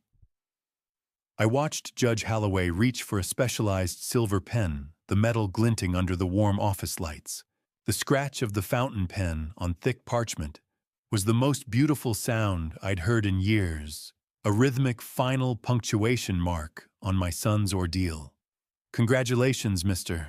Garrison, the judge said, handing the document to Corbin with a rare, genuine smile. You are her father, in every sense the law and the heart allow. Corbin held the paper with a reverence usually reserved for religious texts, his eyes shining as he looked down at the daughter who was now and forever his. Thank you, Your Honor, he whispered, for everything. I felt an immense surge of pride, but my detective's instinct remained a jagged edge beneath my suit jacket. Can a man ever truly retire? Or is the badge just something you wear on the inside of your ribs for the rest of your life? The muffled sound of courthouse traffic filtered through the glass, a reminder of the world waiting outside. As we gathered our things and moved toward the door, I leaned down to adjust the stroller. My fingers brushed against a rough paper envelope tucked into the side pocket of Ria's seat. A dead drop I hadn't seen anyone place. I opened it to find a copy of Ria's new birth certificate. A thick, violent red X had been drawn through my name. I looked at the red X on the document and felt the cold steel of my old life pressing back into my palm. The adoption was finished, but the war for my family's safety had just entered its final, most dangerous phase. The walk to the parking garage felt like a tactical retreat through a sniper's alley. Every shadow a potential threat, and every passing face a reminder that the red X on Ria's birth certificate was a live wire.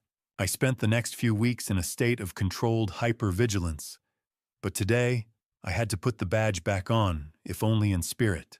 Justice in a federal courtroom doesn't move with the speed of a bullet. It moves with the crushing, inevitable weight of a glacier, and today the ice was finally set to break. I sat in the gallery of the Portland Federal Courthouse, the echoing footsteps in the marble halls, a rhythmic precursor to the reckoning. Natalie, the woman I had known as Briar, sat at the defense table. The prosecution was relentless, stripping away her carefully crafted persona and laying bare the systematic psychological grooming she had used to hollow out our lives. A surprising detail emerged during the proceedings. Natalie had maintained a secret offshore account intended for Ria's upkeep, proving she fully expected to keep the child as a permanent anchor, even after the financial heist was complete. The judge's voice was like a hammer as he handed down the sentence: 15 years without parole. I watched Natalie's defiant mask finally crack her eyes wide with the realization that a decade and a half of her life had just been traded for a failed scam. 15 years. It's a start, I whispered to the empty air, but it won't buy back the time she took from my son. A prison sentence is a strange kind of clock. It doesn't tell you what time it is, only how much time you've wasted. Marcus Holt received 20, a heavy punctuation mark, on a career of siring leverage for profit. I left the courthouse and drove toward the coast, the air getting cleaner as I pulled into a quiet veterans' retirement home. Eugene Martinez was a man whose back was still straight from decades in the Corps, but whose eyes were clouded with the specific heavy fog of a man who'd been betrayed by someone he trusted. I found him in the sunroom, the smell of hospital-grade disinfectant lingering in the air. I told him about the convictions and the recovery of a portion of his laundered funds. For the first time, the shame in his eyes began to lift, replaced by the light of the afternoon sun hitting the medals on his side table. "They're going away for a long time, Eugene," I said, resting a hand on his arm. "You were the one who gave us the first thread." "I didn't care about the money as much as knowing I wasn't crazy," he replied, his voice thick with emotion. "Thank you, Detective. Redemption isn't a check in the mail. It's the ability to look at your own reflection without flinching." As we spoke, Eugene reached into his pocket and pulled out a small, weathered coin. "It's a St. Gaudens," he said, handing it to me. "Natalie gave it to me during our first meeting. It's real." I felt the heavy gold coin in my hand and realized she'd made a sloppy mistake. She'd accidentally traded a real asset for a lie, and that single slip had led us straight to her door. I walked Eugene back to his room, but as I reached the lobby, I stopped. Outside, a black sedan with government plates was idling at the edge of the parking lot. Through the tinted glass, I saw the glint of a familiar face. The man from the precinct was inside, his eyes fixed on me with the cold, silent promise of a debt yet to be settled. The smell of slow-roasted garlic and rosemary shouldn't feel like a victory, but in a house that had been treated like a crime scene for months, it was the scent of a ceasefire. I stood by the kitchen counter, my movements practiced and calm, as I peeled the potatoes for our first Sunday roast since the scandal began. The drive home from Eugene's home had been a slow-motion scan of every rearview mirror, every intersection, and every shadow, but the hypervigilance was beginning to find its floor. I watched Ilara move with a grace that had been brittle for too long. "Past the twine, Thane," she said, her voice finally losing that sharp, guarded edge. Let's focus on dinner, not the front gate. I handed her the roll, glancing toward the living room. Corbin was on the rug, his face lit by the golden Sunday afternoon light. He was laughing a real deep-bellied sound as Rhea built a crooked tower of blocks. "He looks lighter, doesn't he?" I whispered to Alara. "Like he's finally stopped waiting for the floor to drop." I'd officially filed the evidence against the precinct mole with the FBI that morning, ensuring the man in the black sedan would be answering to his own internal affairs investigation before the roast even hit the oven. I had turned the tables for good, and the satisfaction was a quiet, steady warmth in my chest. Steam rose from the gravy boat. For a second, it looked like the fog over the Willamette. But this time, nobody was hiding in it. We moved to the dining room, the table set with the good china that had survived the storm. The taste of home-cooked comfort was a revelation after months of bitter coffee and courthouse sandwiches. I touched the silver gravy boat, feeling its solid, cool weight. Midway through the meal, a silence fell over us, but it wasn't the heavy, suffocating kind we'd grown used to. Rhea suddenly dropped her spoon, her wide, clear eyes fixing on Corbin. She reached out a small, chubby hand and gripped his thumb. "Dada!" She chirped, her voice ringing through the room like a bell.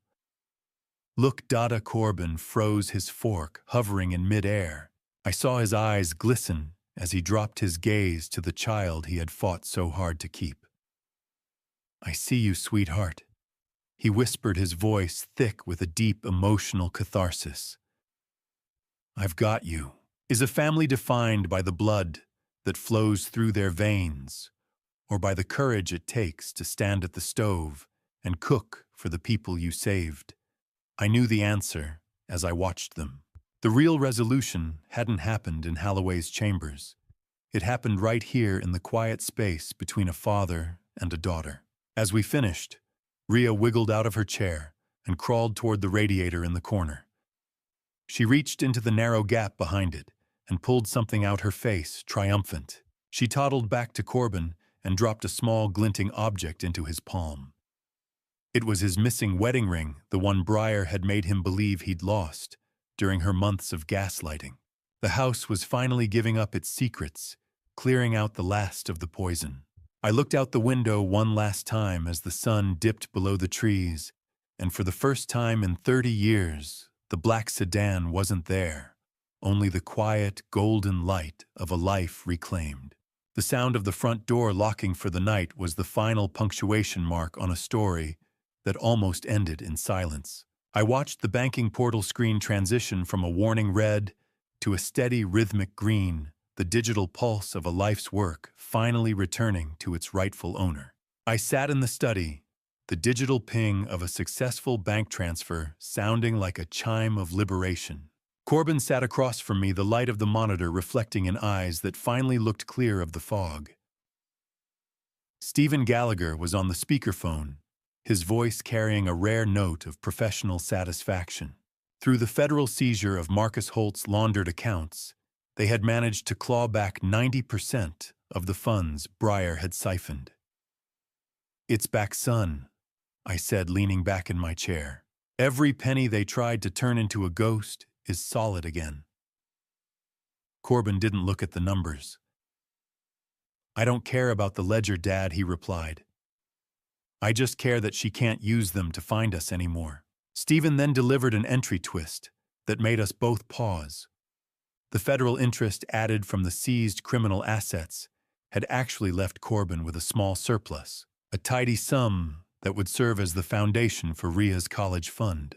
We spent the next hour reviewing the new legal safeguards, a fortress of trusts and alerts that ensured no single person could ever hollow out our lives again. Money is just paper and pixels until someone tries to use it as a knife. Then it becomes the most dangerous thing in the room. I felt the weight of the protection I'd provided, a heavy but necessary mantle. Later that afternoon, I carried a heavy canvas bag of coins down to my garage workshop. The smell of ozone and old metal met me as I fired up the induction furnace. I watched the fake gold eagles and lead-core Morgans lose their shape, the microscopic tooling marks of the ghost watermark melting into an unrecognizable slag. The roar of the induction furnace was a cleansing sound, the sight of glowing molten metal a visual representation of the truth burning through a mountain of deception. "You look like gold, but you're just lead and greed," I muttered, watching the lies liquefy. Dust to dust. Lie to lie. Fire is the ultimate auditor.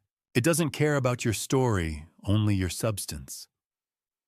As the metal cooled into a worthless gray lump, I reached for the very last fake coin case at the bottom of the bag. Inside, tucked behind the felt lining, I found a tiny, real lock of hair, Ria's first haircut.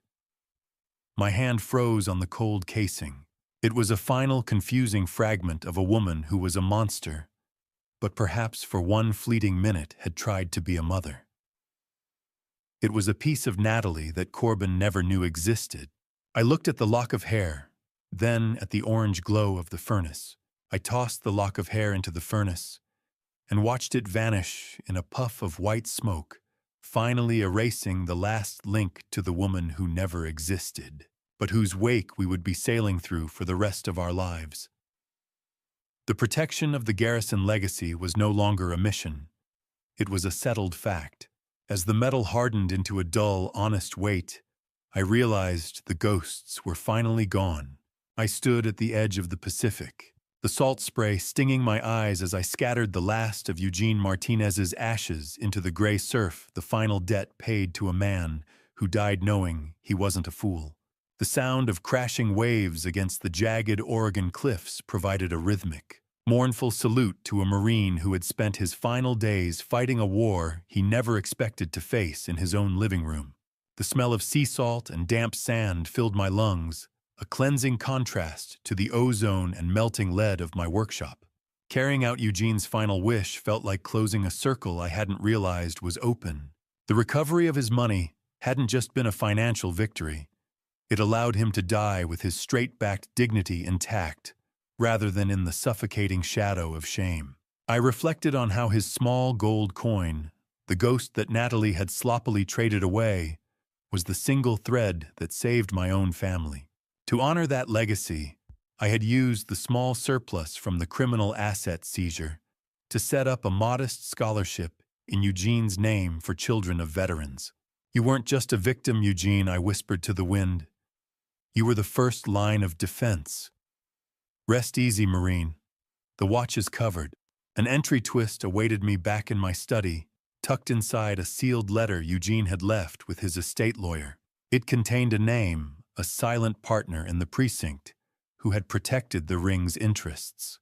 My stomach dropped as I read the confirmation. The mole wasn't just a disgruntled investigator, but a high-ranking captain I had trusted for a decade. A predator doesn't go away just because you beat them. They just find a different forest to hunt in. By January, I had returned to my morning workout at the gym, where the Trojan horse had first entered Corbin's life.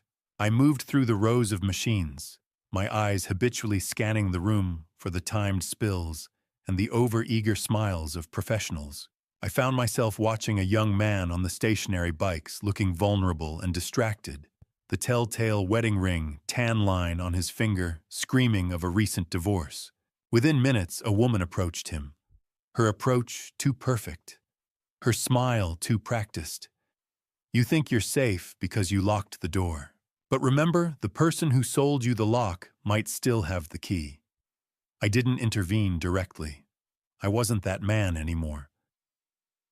Instead, I pulled my phone and made a quiet call to Michelle. "I'm at the East Side branch," I said, my voice dropping into a low, lethal frequency. "Row 4 stationary bikes. We have a live one. Retirement doesn't suit you." Thane Michelle's voice crackled through the line. "You're still seeing the ghosts before they even appear." Maybe she was right. But as I adjusted my position, the woman I was watching suddenly looked up. She didn't look startled. She looked straight into my eyes and offered a faint, mocking salute. A jolt of adrenaline, cold and familiar, spiked through my chest. She knew exactly who I was, and she wanted me to know she was there. I tightened my grip on the cold steel pull-up bar, my heart rate steadying into a lethal rhythm as I realized the ghost watermark wasn't a signature of the past, but a calling card for the future. The war for my family's legacy wasn't over. It had just evolved into a much longer game. I stood in the doorway of the nursery, the soft glow of the nightlight carving out a world where the only thing that mattered was the steady rise and fall of a child's chest. The house was quiet now, a deep, restorative silence that I hadn't allowed myself to feel in over a year. Returning from the gym, I had performed a final mental post-mortem of the case I'd codenamed 120KV7. It was a textbook study in a new kind of warfare. The anatomy of the con was a triple-threat emotional grooming, to lower the defense's financial isolation, to cut off support, and the weaponization of shame to ensure silence. We all missed the red flags initially. The aggressive refusal of medical history, the artificial urgency of investment windows, and the scrubbed digital footprints. They don't steal your money first. They steal your sense of reality. If the deal requires you to keep it a secret from the people who love you, it's not a deal. It's a trap. As I stood in the hallway, I thought of a secret I would carry to my own grave. I had discovered that the name Rhea wasn't chosen for its classical beauty, but because it was the name of the lead forger's mother, a final. Hidden branding meant to mark my family as their territory. My son would never need to know that. You might think this is just a story about a bad marriage, but look closely at your own accounts, your own relationships. Are you sure you know who's holding the pen? I watched as Corbin leaned over the crib, tucking the blanket around Rhea with a tenderness that made my throat tight. The smell of lavender and baby powder was thick in the air, drifting over the faint hum of a white noise machine. She's sleeping through the night now, Dad Corbin whispered, turning toward me as I stepped into the room. The golden rectangle of light from the hallway caught the peace in his eyes. No more sedatives, no more bad dreams. Just sleep. I rested my hand on his shoulder, feeling the solid reality of the family we had fought to keep whole. Children are innocent, Corbin, I said, repeating a Vietnamese proverb my old partner used to say. Children are innocent. They bear no guilt for the sins of those who brought them into the world. She was the anchor they used to try and drown us, but she's the only reason we learned how to swim. She was born into a web of digital ghosts and professional lies, but tonight she was just a little girl safe in her own bed. Blood doesn't make a father. Fear doesn't make a home, only the truth does.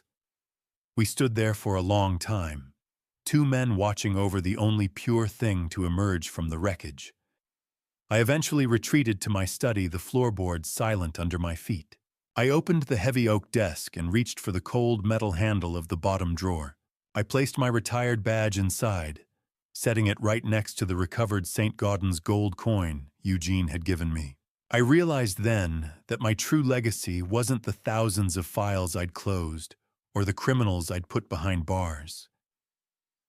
It was the two people sleeping down the hall. I closed the nursery door and walked toward the stairs, the house finally silent, but in the back of my mind, I was already drafting the first line of the next file. Looking back at this family story, I realize I almost let my hunger for a peaceful retirement blind me to the predator circling my son. I was so focused on trusting the surface that I nearly missed the rot underneath. Don't make my mistake, never trade your instincts for the comfort of avoiding conflict. The moment something feels off in your family story, investigate it. Your gut is often smarter than your hope. This journey of dad revenge taught me that protection isn't just about locked doors and security systems. It's about staying vigilant, even when love makes you want to look away. The hardest part of dad revenge wasn't gathering evidence or coordinating with the FBI. It was accepting that evil doesn't always look like a monster. Sometimes it looks like the person passing you the potatoes at Sunday dinner. My dad revenge wasn't about anger. It was about refusing to let my son's kindness be weaponized against him. The lesson is simple. Predators count on your politeness, your desire to avoid drama, and your fear of being wrong. Break that pattern. Ask the hard questions. Demand the uncomfortable answers. I believe the Lord's timing brought the truth to light just before the shadows could consume us entirely. Faith and vigilance aren't opposites. They're partners in protecting what matters most. Thank you for walking with me through every twist of this journey. I'd genuinely love to hear from you in the comments. What would you have done if you found yourself in Corbin's position? Discovering the person you loved was a stranger. Your perspective means everything to me. If this family story resonated with you or made you think differently about trust, please consider subscribing so you won't miss the stories ahead. A gentle reminder, while inspired by real patterns of financial fraud and family betrayal, certain elements have been dramatized for storytelling impact. If this narrative style isn't your preference, feel free to explore other content that better suits your taste.